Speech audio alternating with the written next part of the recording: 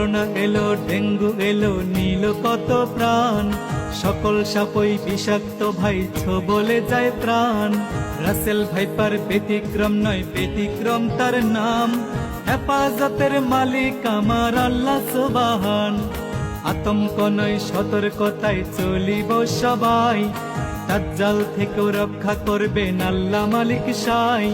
দাজ্জালের আগমন ঘটবে, বেশি দিন আর নাই। ধান্দাবাজি চগলখুরি ছেড়ে দিও ভাই। ভয় করো না, করোনা ডেঙ্গু রাসেল ভাইপার। ভয় শুধু করিও আমার সৃষ্টিকর্তার। তিনি সহায় থাকলে বিপদ কেটে যাবে সবই।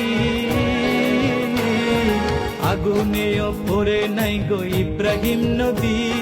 মাছের পেটেও বেঁচেছিলেন ইউনুস নবী। আগুনেও পড়ে নাই গো ইব্রাহিম নবী।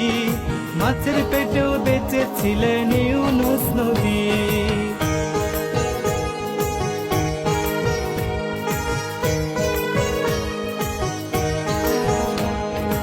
ইমানি পরীক্ষায় পড়লেন ইব্রাহিম নবী। স্বপ্নে দেখায় শখের জিনিস করতে কুরবানি। এই স্বপন দেখিয়া তিনি করলেন না আর দেরি। শখের পুত্র ইসমাইলের গলে চালায় ছুরি। বাবার হাতে হচ্ছে না গো ইসমাইল কুরবান। আল্লাহ তাআলা খুলে দিল ছুরির জবান। ছুরি বলে, ও গো ইব্রাহিম নবী আমার, ইসমাইলের গলা কাটতে শক্তি নাই আমার। আল্লাহ তাআলার হুকুম ছাড়া শক্তি নাই আমার। জবাই করতে নিষেধ করছে আমায় ৭০ বার। তাহার হুকুম ছাড়াই আমি কেমনে জবাই করি। আগুনেও পড়ে নাই গো ইব্রাহিম নবী। মাছের পেটেও বেঁচেছিলেন ইউনুস নবী। আগুনেও পড়ে নাই গো ইব্রাহিম নবী। মাছের পেটেও বেঁচেছিলেন ইউনুস নবী।